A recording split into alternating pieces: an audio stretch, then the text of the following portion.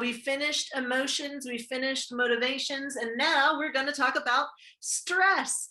Okay, and we're also going to discuss methods of dealing with stress, as well as the negative effects that stress can have on you physically. Okay, remember that your SMART book is due next Friday.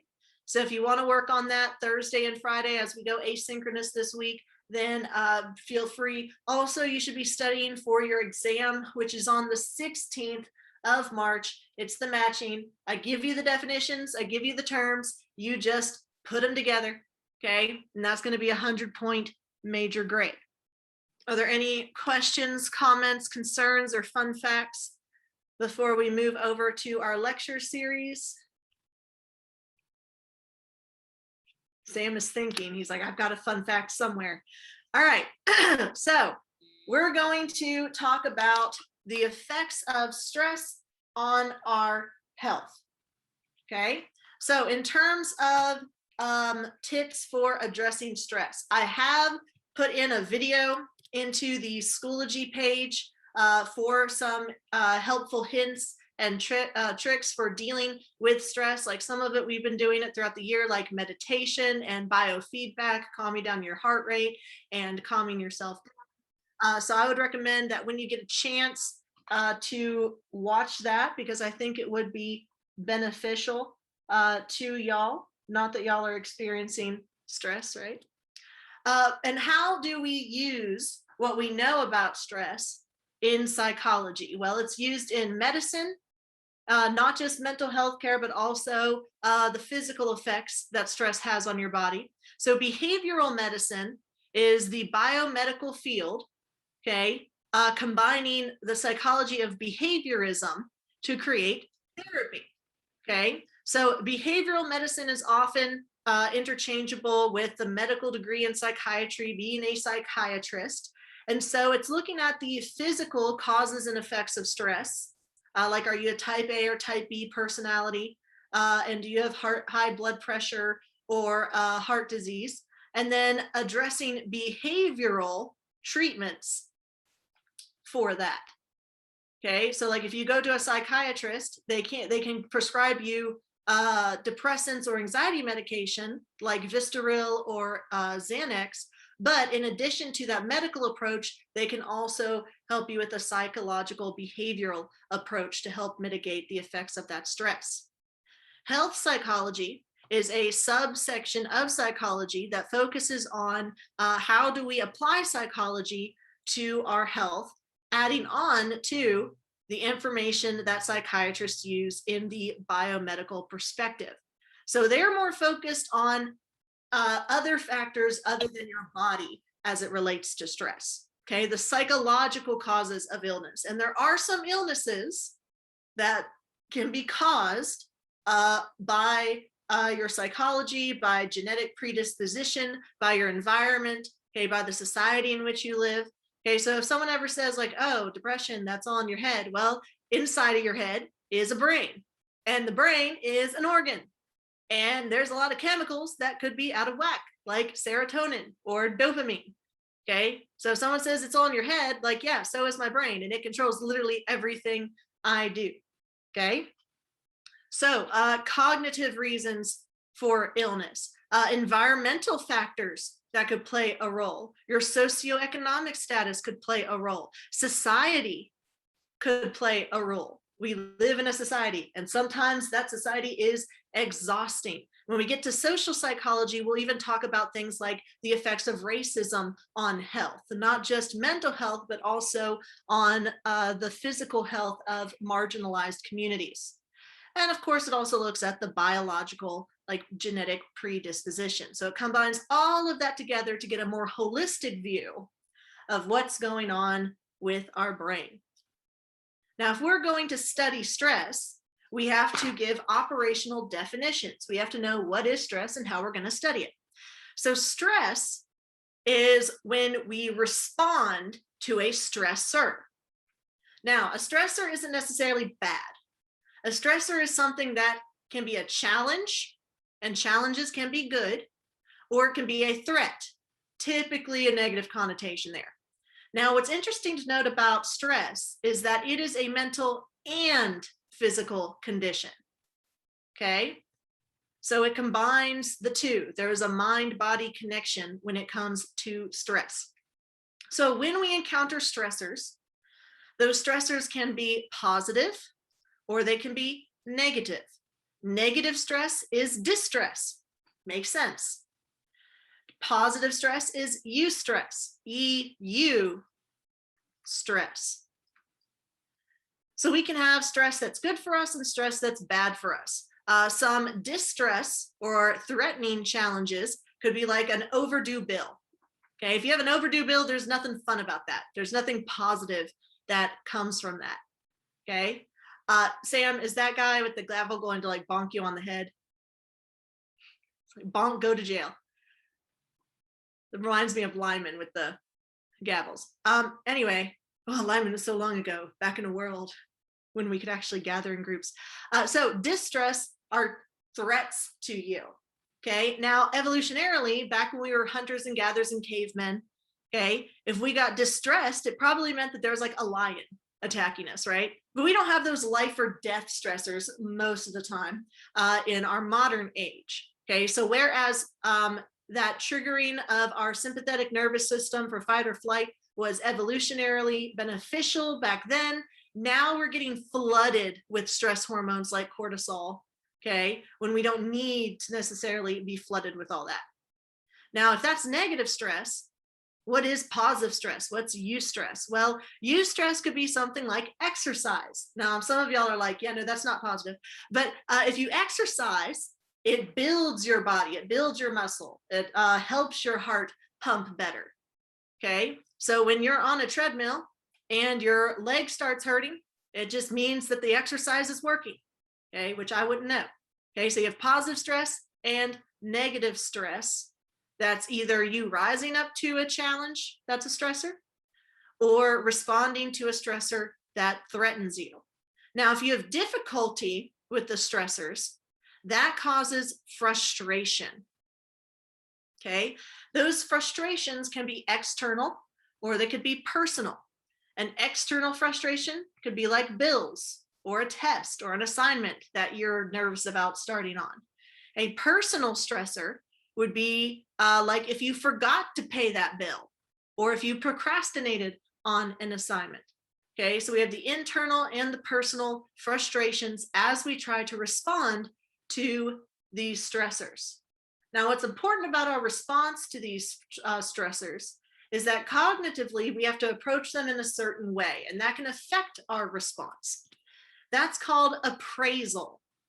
Your appraisal of the stressor. Let's say you have a stressful event, like a difficult math test, okay, unheard of, right? If you view this math test, if you appraise it as being a threat, then you have a more negative view of what is happening. Like, oh, this is too hard for me to succeed at. And your response might be to freeze, to panic.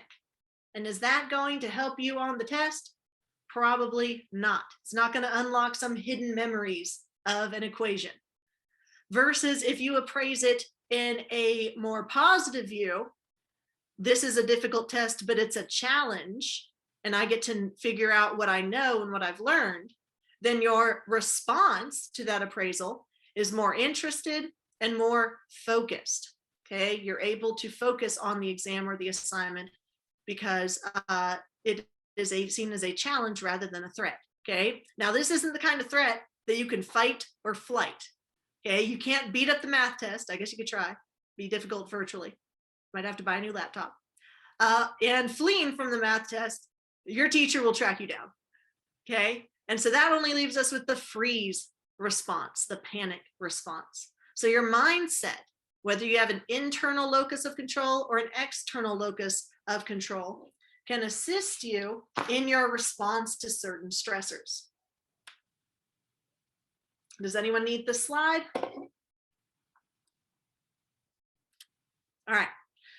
So what happens to our bodies when we go through stress? Well, the HPA, the hypothalamic pituitary adrenal axis, is the pathway in our body, and don't worry, on the next slide, I'll have that written out for you, is the pathway in our body where we respond to stress, okay? Your sympathetic nervous system fires up, okay? Remember, parasympathetic is rest and digest, sympathetic is fight or flight. And so this nervous system activates to respond to the stress with energy, enough energy to fight or to flee or to freeze if you want to play possum. Okay, so it releases adrenaline and norepinephrine, and most importantly, it releases cortisol because it messages your brain to the hypothalamus, to the pituitary gland, to not just to release adrenaline, but also to release the stress hormone cortisol. Now, with these hormones flooding your body, you get a lot of energy. You get to lift a car off a baby or something. Is that helpful for a math test or the normal day-to-day stressors that we have? No. Sam's like, yes, I'm going to lift this test so high and I'm going to bench press it. No. So flooding your body with all of that stress is spending a lot of energy. And if you never get into the rest and digest stage, if you never calm down, if those stress levels are consistently high on a day-to-day basis, then that can affect your immune system. Okay, this was discovered by Hans Seil. He came up with the GAS, the General Adaptation Syndrome. This is the cycle, the steps that our body goes through to respond to stress. And it happens along the hypothalamic pituitary adrenal axis. So if you look over here, I've extended this, HPA, hypothalamic pituitary adrenal axis. And this is the steps that it goes through, H, then P, then A. So in these phases, you have phase 1 of alarm, activation, phase 2, resistance to the threat, and then phase 3, exhaustion. You get a lot of energy to do something really quickly to survive, but eventually your body is going to crash. So in phase 1, you have the activation of fight or flight. The amygdala, okay, which responds to threats with aggression and responds to fear, is going to recognize a threat, and it's going to send a message to the hypothalamus. The hypothalamus is then going to forward that message to the pituitary gland, the master gland. That master gland tells the adrenal glands, hey, give us some stress hormones. We need adrenaline, we need noradrenaline, we need norepinephrine, we need cortisol. Get that energy flowing. Let's go. We need to fight or flight. So that arousal, okay, that energy remains high as you respond to the threat. Step 1 is recognizing the threat and activating your nervous system. Phase 2 is your nervous system responding with fight or flight. Now, can you stay in that state for hours? It's not a good idea, because that's when phase 3 hits. Phase 3 is when you get exhaustion.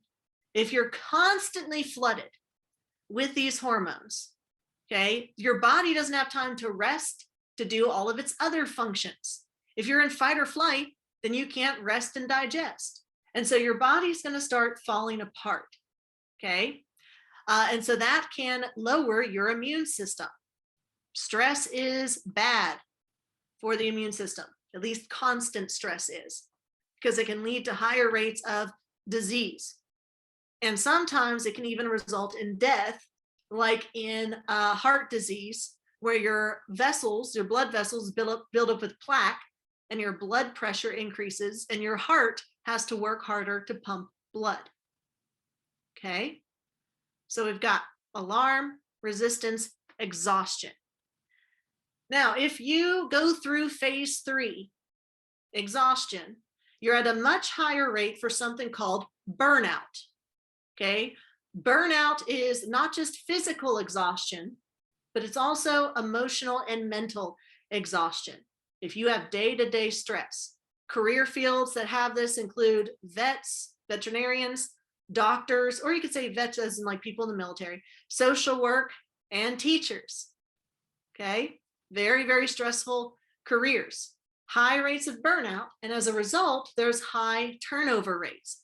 So even before the pandemic, there was a shortage of teachers, and there's concern that even after the pandemic, there'll be high turnover rates and fewer people coming in to fill in those positions. So we'll have even more of a dearth of professionals in the education field.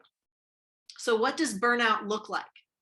People with burnout lose hope. They lose purpose. They become apathetic, cynical, pessimistic, and detached because they feel like they've used up all of their energy. They've put all of this work and it doesn't seem to really change things. So they have a decreased sense of personal accomplishment. Okay, like what's the point of continuing to do this if you don't see suitable results? How much are you pouring into it? How much are you getting out? Okay, so if you have a high stress job and you're worried about burnout, then it's important for you to establish work-life boundaries, make time for yourself, make time for your family, and make time for hobbies. Okay, so like just like you can take sick days, you can take mental health days, personal days. However, in our country, we focus a lot on not taking sick days, and some people don't even have the option to take sick days because they don't have the same protections as like salaried workers. And so you'll see a lot of people that even if they get sick, they still come to work. So they're not giving their bodies time to recover, and that could exacerbate the illness. Okay, there's a focus in America on work, work, work, the Protestant work ethic. Okay, not so much on type B, relax and chill out. Are we good so far? And that's why America has a very high rate of heart disease. Now, why would we have this system, the general adaptations system, to respond to stress if it's so bad for us? Well, it used to be adaptive. Having this response back when we were in the wilderness, hunting and gathering and fighting, used to be adaptive for our species because it gave us the energy to respond to those threats, to pass on our genetic code by surviving. But now we have that response to stuff that's not life or death. Okay, maybe if you're driving and someone swerves into your lane, then yeah, that's a good stress response so you can react. But if you're constantly stressed over things that aren't necessarily going to kill you or harm you, then that's going to take a toll on your body. So heart disease occurs when your blood vessels clog with plaque. Okay, that narrows your artery, which makes your heart have to pump harder to move nutrients and oxygen throughout your body. Now, stress is not the only factor in heart disease. Okay, diet and lack of exercise or habits like smoking can increase the risk of heart disease. But what we've seen is that from 1900 to the 2000s, heart disease has become the #1 cause of death in the United States. Okay, and so we see that it is up there with cancer. Okay, why might that be? Well, we've talked about hunger, motivation, and diet in America, but also the stress levels, the lack of access to healthcare. All of those can be confounding factors that lead to this morbidity of this disease. Are we good so far? Another confounding factor is your personality. We've talked about this before with type A versus type B personality in one of our Wellness Wednesdays. Meyer and Rosenman came up with these distinctions. So type A personality is more competitive. They work very hard. They don't have a lot of patience. They have a lot of confidence. They'll stand up for themselves, and they're more emotional. Versus type B personality, which is more easygoing and relaxed, less stressed, and more creative. Okay, which one of these personality types do you think is at a greater risk for heart disease? Yes, Nathan, type A. Okay, type A is at a higher rate for heart disease because we have a higher level of stress that we subject ourselves to.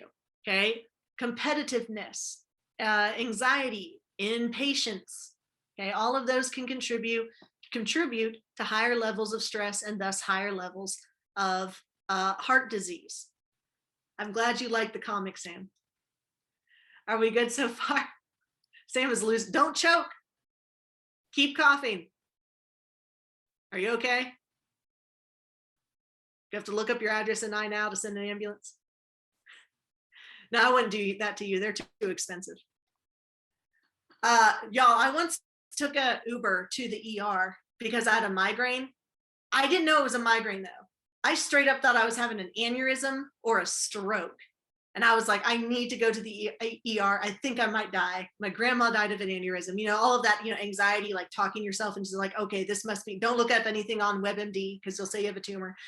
And I was just like, I'm not going to pay $3,000 for an ambulance because that's what it would cost, because ambulances aren't covered by insurance anywhere in Alabama, unless you're helicoptered. That's the only one that's covered. And so I was like, okay, I'm gonna call up an Uber. So $60 to Uber to the ER versus $3,000. I think I made some money moves there. So talking about migraines, that relates to illnesses that can be caused by stress. Okay, there is a psychophysiological link.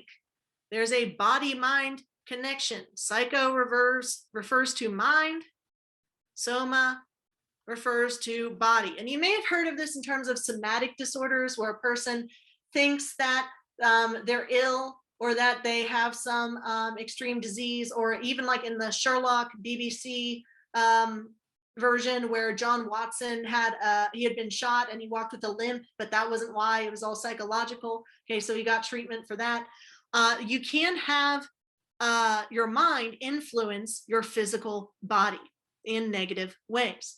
So illnesses that are caused by stress can include hypertension, okay, increased blood pressure, increased heart rate, some headaches, migraines. And if y'all have ever had a migraine, y'all know it takes you out. You are done. Tucker, is that a wig? What is that? Oh no, it's your hair. Okay, I saw orange and I was like, what is that? Hey, Christian's mom. Y'all are just like full of distractions today. Sam? Oh, yeah, you got the comic. That's hilarious. All right, so with this, we have the theories of disease-prone personalities and self-healing personalities. Type A is more likely to be a disease-prone personality, okay, because you have higher factors in illnesses. Also, hypochondria, okay, or locus of control. Okay, you're adding stress and that can have a negative effect on your health, versus a self-healing personality. If you have an optimistic view, or you don't focus on health issues as much or with as much anxiety, okay, then you can have the effects of that benefit you. Are we good so far? So very clearly, your mind can affect your body and your immune system. Okay, in terms of stress causing anxiety, y'all, panic attacks are not just mental. Yes, they can be triggered by stressors, usually auditory stressors from overstimulation that overwhelms your brain. And so that causes you to have a panic attack. When people have panic attacks, they feel like they're dying. People have gone to the ER thinking they're having heart attacks, or that they couldn't breathe because they've been having a panic attack. It increases your heart rate. It causes pain in your chest. It can cause pain in your head. And it is a state of panic, hence the name panic attack. Okay, so there are physical effects of anxiety, just like there are physical effects of stress. And our immune system has a lot to do with that. Now, the immune system can respond in two ways to stress. It can overreact or it can underreact. Both are bad. Now, if it underreacts, then it lowers its response to harmful bodies. Your white blood cells are supposed to attack foreign objects and mutated cells. Well, if your immune system is underreacting, then it's not wiping out those problematic cells. and those cells continue to mutate and multiply and metastasize to other parts of your body. So stress can lower your immune system, which increases your risk, not just for the major diseases like cancer, but it can also make you more susceptible to infections and colds and the flu, anything that you can pick up from germs because your body's not fighting it. Overreaction is when your body starts attacking itself. Your immune system goes into overdrive and it's sending out all of these white blood cells. And instead of attacking foreign objects, they start attacking you.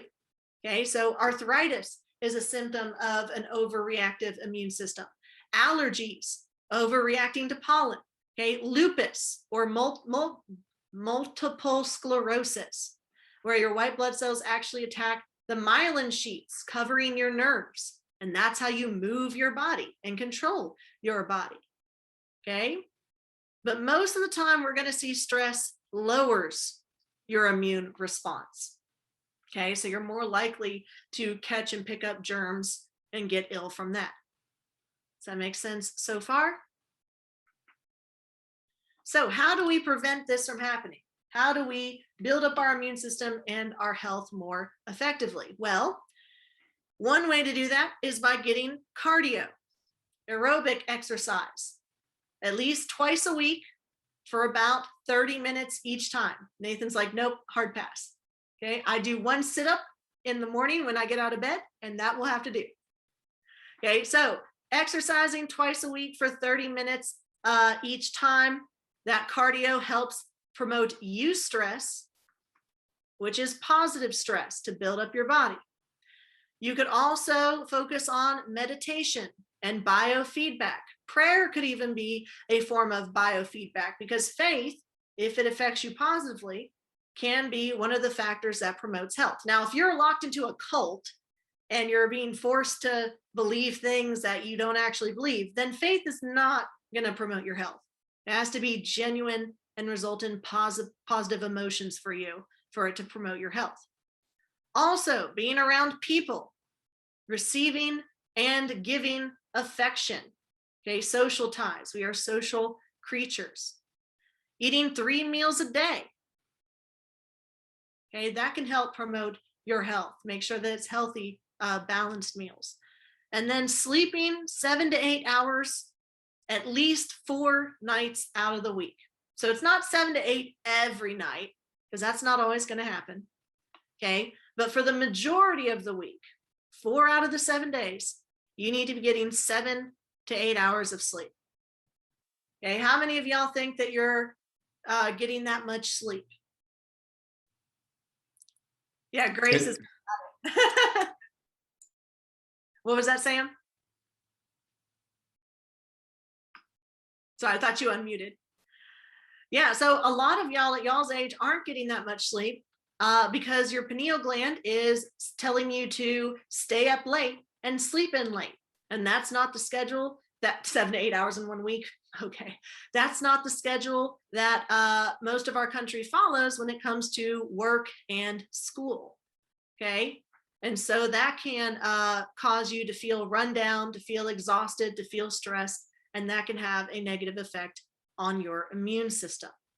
Okay, but if you can try each of these factors, try to implement them into your day-to-day life, that can be beneficial. Hey, Nathan's mom, that can be beneficial to helping you relieve stress. Now, a lot of stress can come from making decisions, even if they're decisions that have positive outcomes, even if it's a decision where you win no matter what you do. Okay, because you might wonder, well, what if I had done X, Y, and Z instead? Okay, this is called the approach conflict for decision making. And we've covered these before, but we're going to do a quick review to refresh your memory. An example of this would be you have 2 options and they're both attractive options. Okay, there are positives to both of these options, hence approach. There's no negatives. Okay, but you have to choose only one. Let's say you get a full ride to Harvard and a full ride to Yale. That is excellent, right?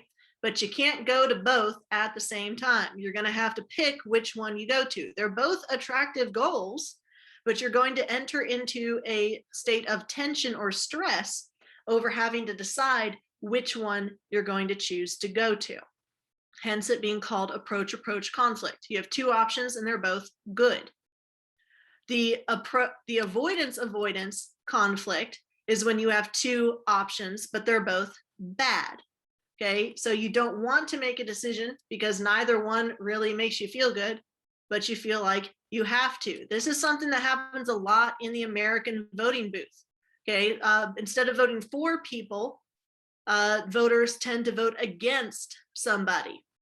Okay, so you may have two options. Those are the only two options for the presidency because we're a two-party system where you can either vote for the Democrats or the Republicans, but maybe you don't like either the Republican or the Democratic nominee.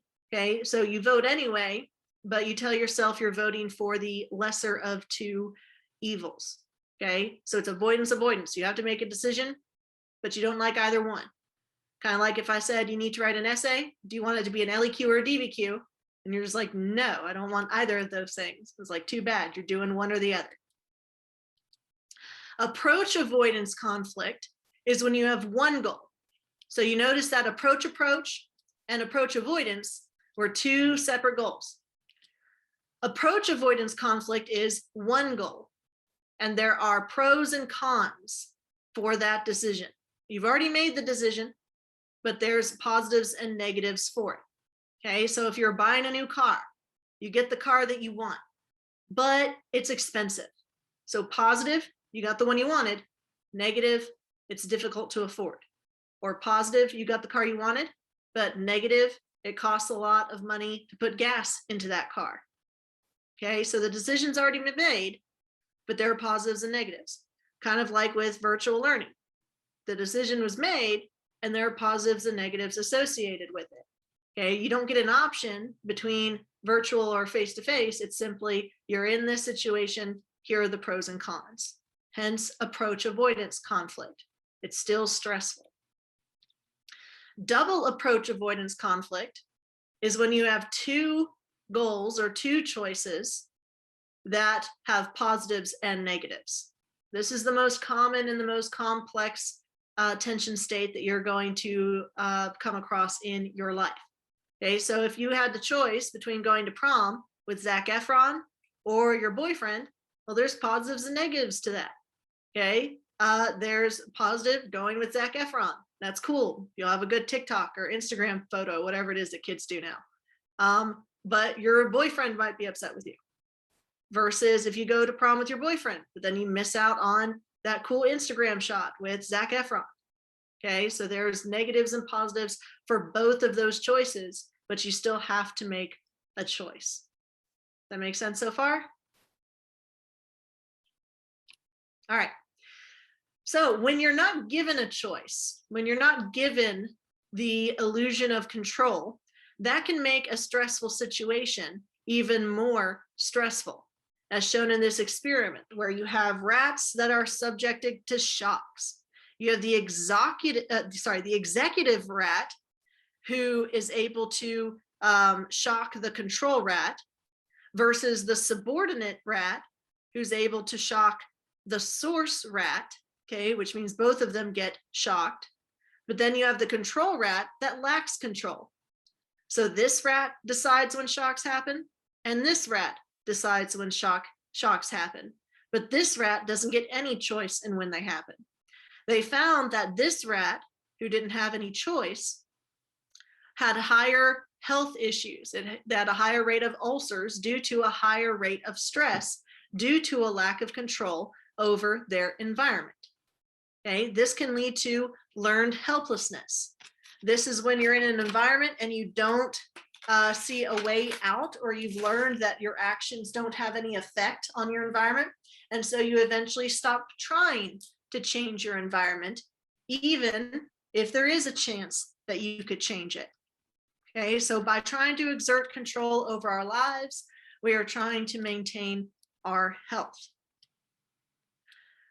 So how do we maintain our health in light of stress? Well, life events are going to happen and they're going to be stressful no matter what, but how you appraise them, how you view them, could have an impact on your reaction. If you view it as a challenge, that's healthy. If you view it as a threat, that's less healthy.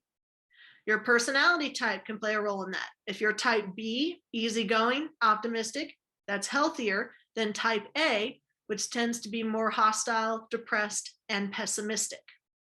Your personality habits can also impact your health. Not smoking, exercising regularly, and eating good foods regularly can help mitigate the effects of stress, versus smoking, which could be a coping mechanism in response to stress, being sedentary, so being so tired from stress that you just lay down, or poor nutrition, being so stressed that you don't take time to cook or prepare healthy meals. Also, your support network impacts your levels of stress and your health. Do you have close relationships with family and friends, or do you lack relationships with family and friends? All of these combine together for a tendency towards health or a tendency towards illness. So stress isn't just a mental aspect, it's also very, very physical. It can affect you in a lot of ways physically. Does that make sense so far? All right, so we finished the lecture on stress and emotions.